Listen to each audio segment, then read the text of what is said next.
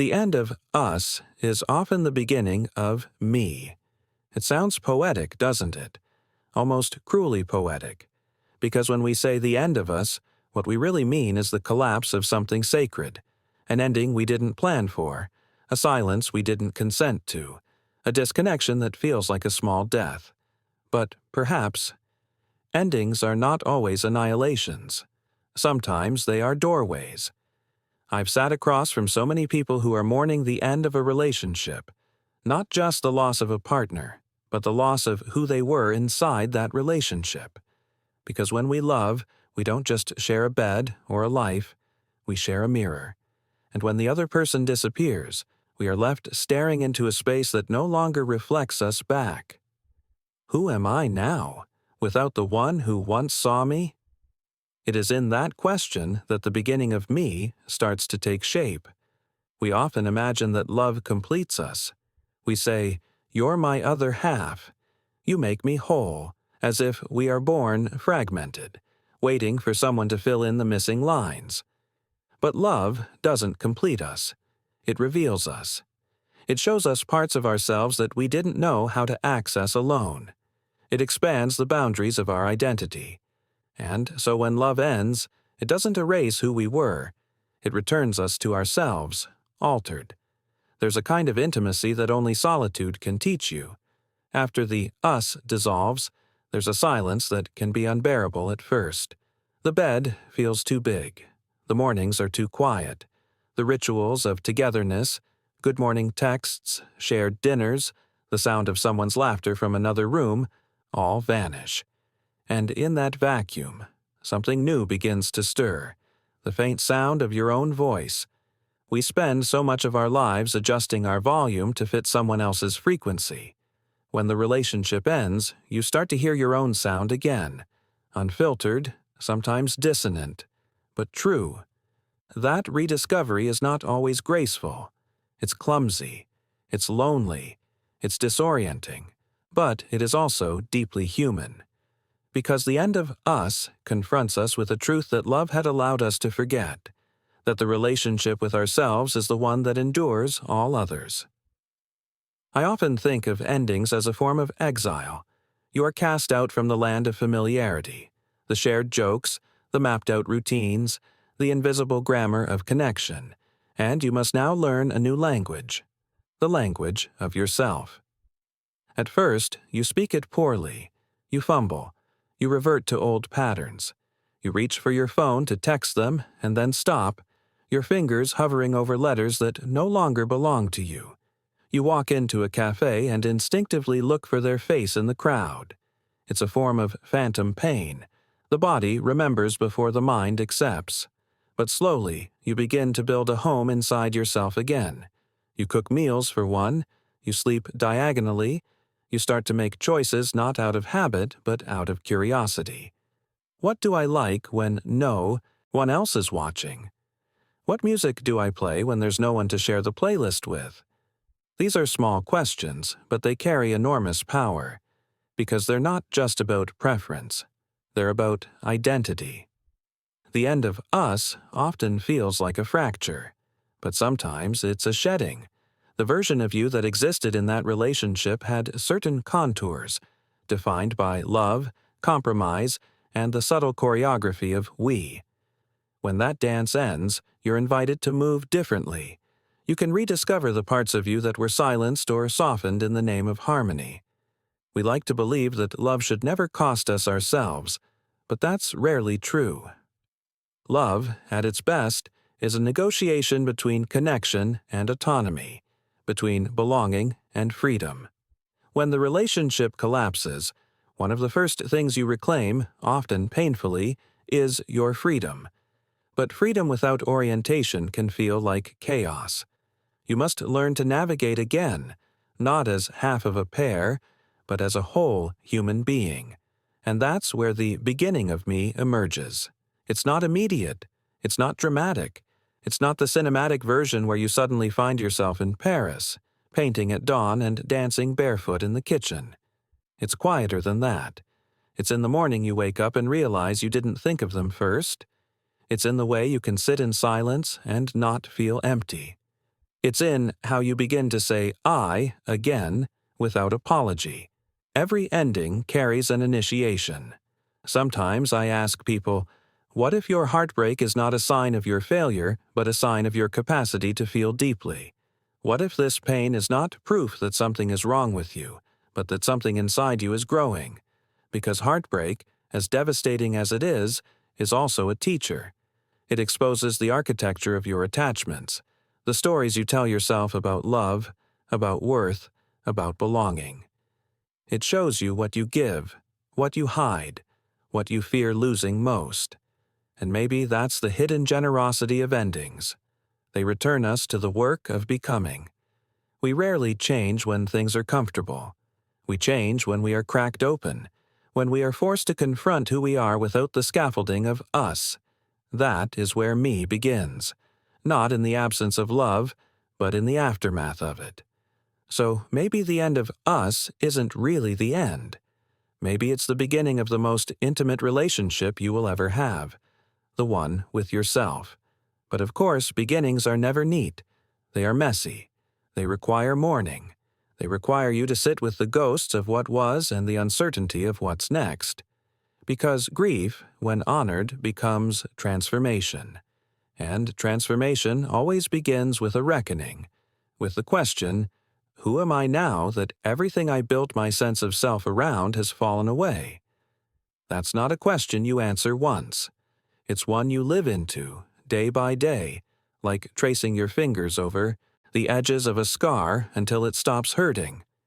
And one morning, you wake up and you realize you are not who you were before the us. You are not defined by what you lost. You are defined by what you've discovered in the ruins. And maybe, just maybe, you've begun to fall in love again. Not with someone else, but with yourself. When the us ends, something primal happens inside of us. We grieve not just the person, but the reflection of ourselves that lived through them. It's like losing a language you were once fluent in.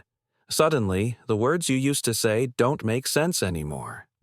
We, ours, together. They dissolve, and you're left stuttering in the strange syntax of I. But there is beauty in learning to speak your own name again. In the beginning, that I sounds foreign. It trembles. It carries the weight of loss. You might whisper it like an apology. I want, I need, I feel. But over time it begins to strengthen, to rise from your throat with certainty. I am. That's the quiet revolution of selfhood that endings demand. When we are in love, we merge. Our identities intertwine in the most delicate ways. It's not a flaw, it's the natural rhythm of intimacy. We synchronize our habits, our rhythms, our emotional landscapes. We start using each other as landmarks of meaning. I'm happy when you're happy. I'm okay if we're okay. And then, when that bond fractures, the coordinates vanish. We lose our sense of direction. But it's in that disorientation that we begin to rebuild our internal compass. There's a kind of sacred loneliness that follows heartbreak, a silence that, if you allow it, can become a sanctuary. I often tell people, don't rush to fill the space. Don't numb it.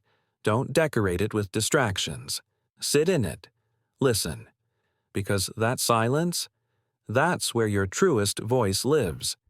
You see, relationships don't just shape how we love, they shape how we see ourselves. And when they end, we are faced with the rawest question. Who am I when I'm not being mirrored? For some, the answer comes through creation.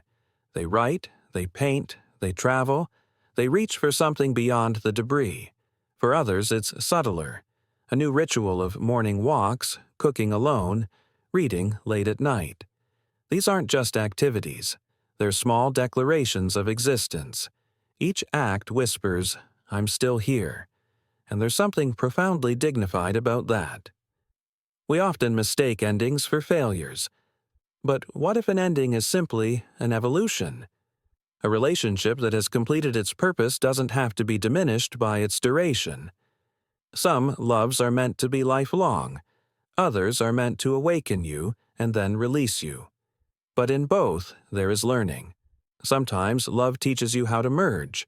Other times, it teaches you how to separate. And both are essential arts. When the us dissolves, it's tempting to rewrite the story, to turn the other into a villain or ourselves into a victim. It gives the illusion of closure. But real closure doesn't come from blame. It comes from understanding. Maybe the relationship ended not because it failed, but because it revealed everything it was meant to reveal. Maybe it was never about permanence, but about awakening, because love, at its core, is a mirror of expansion. It shows you how big your heart can become, and sometimes that very expansion can no longer fit within the structure you once built together. And so it breaks open. It's in that breaking that me begins to grow, not as a solitary figure, but as a person reclaiming their agency. You begin to realize that love is not about losing yourself in someone else. It's about finding someone with whom you can safely expand. When that expansion ends, your work is to continue growing alone. But this is not loneliness in the tragic sense. It's solitude, the fertile ground of rebirth. There's a difference between being alone and being with yourself. The first can feel empty, the second, alive. When you start to reconnect with yourself, small things begin to shift. You laugh differently. You breathe differently. You catch yourself smiling at something simple. Sunlight through the window, the sound of rain, a quiet morning coffee, and you realize that joy is returning. Not the shared joy, but an internal one. It's delicate, like the first green sprout after winter. You almost don't trust it. But it's there. And as that joy grows, so does clarity. You start to see what parts of yourself were neglected, what boundaries you compromised, what truths you silenced for the sake of peace. You begin to recognize the patterns, the ways you loved, the ways you were afraid to lose love, the ways you tried to earn it. This is the work of becoming. The me that emerges after us is not the same as before. It's wiser. It's more tender. It knows its own fragility and its own strength. We often romanticize healing as linear, as if one day you wake up healed. But healing is cyclical. You move forward, you fall back, you revisit the ache until it softens into wisdom. You start to forgive, not because they deserve it, but because you do. Forgiveness, I think, is less about the other and more about freeing yourself from the narrative that you were broken by love. You were not broken. You were transformed. And transformation is not tidy. It's molten. It burns away illusions before it gives birth to truth. So, when you stand at the end of us, and the world feels unfamiliar, remember this. Endings are teachers in disguise. They strip you bare, yes, but they also hand you the blueprint to rebuild. This rebuilding is not about returning to who you were before love. It's about integrating who you became because of it. You are the sum of every love you've lived. Every us leaves traces. They linger not as ghosts, but as imprints of experience. You carry them in your gestures, your language, your capacity to connect. And one day you will meet someone new, not to replace the past, but to reflect the version of you that's now standing, whole and ready. Because when me is strong, love becomes a choice, not a need. It's not about filling emptiness, but about sharing fullness. That's the quiet power of endings. They teach us that love does not live in possession, but in freedom. The end of us is not the death of connection. It's the evolution of it. And maybe, if you listen closely enough, you'll realize that every ending carries within it a soft whisper. You can begin again. There is a moment, somewhere after the grief and before the renewal, when you begin to sense that life is quietly rearranging itself around you. The world looks the same, but you are not the same. You start to notice details you once overlooked. The way light rests on a wall, the rhythm of your own breath, the ease and solitude that used to feel unbearable. It's as if you are learning to inhabit your own skin again. This is the rebirth of me. Not the me that existed before love, untouched and innocent, but the one that has been altered by connection, loss, and awakening. A me that carries tenderness like a badge of survival, that no longer fears vulnerability because it has lived through what it feared most: the end. There's a certain paradox about endings.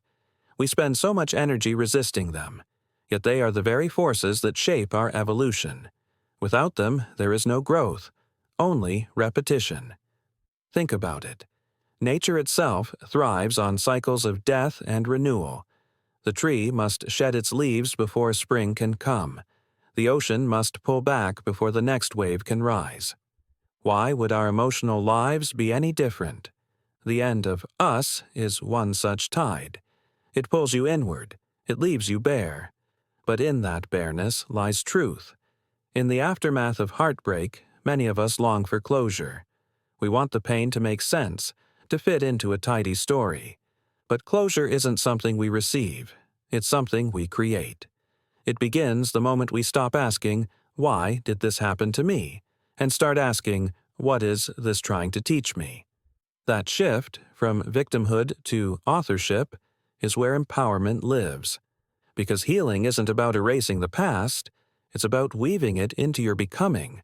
It's the art of making meaning from the things that once broke you. When you begin to see endings as transitions, not tragedies, you open a door to compassion for yourself and even for the one who hurt you.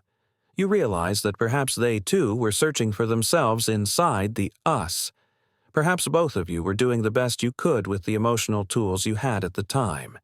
This doesn't excuse the pain. It humanizes it. And in that humanization, the heart begins to soften. When me starts to awaken, something else happens. You stop chasing completion in others. You begin to see relationships not as places to lose yourself, but as spaces to express yourself. Love shifts from a transaction to an offering. From "I need you to make me whole" to "I want to share my wholeness with you." That is the maturity of love after the end of us. Because every ending, if lived consciously, teaches you to love differently the next time. It teaches you the delicate balance between closeness and independence, between the urge to merge and the need to breathe. You begin to understand that intimacy is not about sameness. It's about witnessing, the freedom to be seen as you are and to offer that same grace in return. This kind of love cannot exist without the me. The autonomous self is not the enemy of love. It is its foundation. You cannot offer what you have not yet owned. You cannot share what you have not yet discovered. When the me is strong, love becomes less about possession and more about presence, less about control, more about curiosity. You begin to meet others not from a place of fear, but from fullness. You don't cling. You connect. You don't demand. You invite. You don't perform. You reveal. That is what the end of us can give you. A love that is no longer a survival strategy, but a conscious choice. I think of this transformation as the movement from attachment to connection. Attachment says, "I need you so I can be okay." Connection says, "I am okay, and with you I can expand." It's the same dance, but the steps are different. And maybe that's the ultimate purpose of endings, to refine how we love, to return us to ourselves so that the next time we open our hearts, it's not out of fear of being alone, but from the joy of being alive. In this sense, the end of us is not a punishment. It's a passage into your own becoming.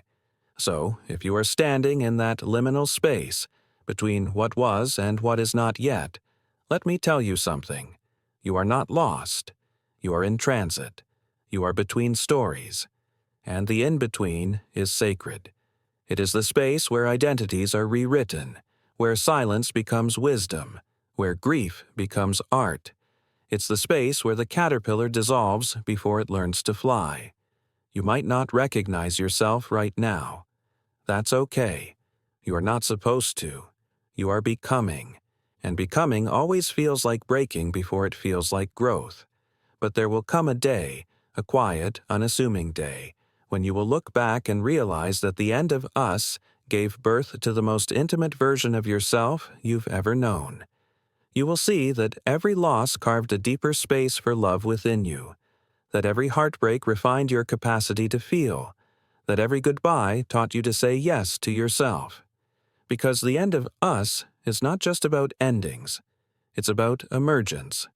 The emergence of a self that is whole, awake, and alive to the mystery of connection.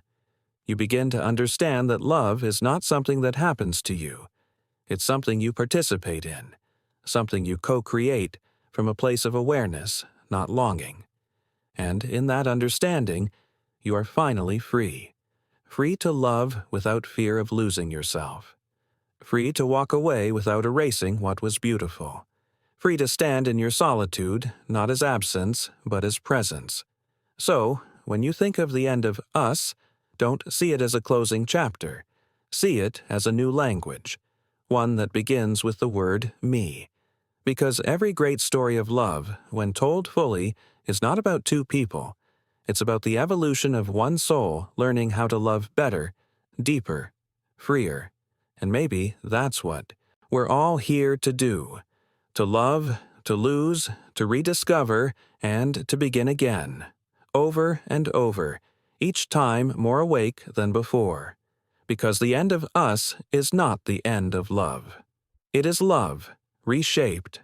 It is love, coming home.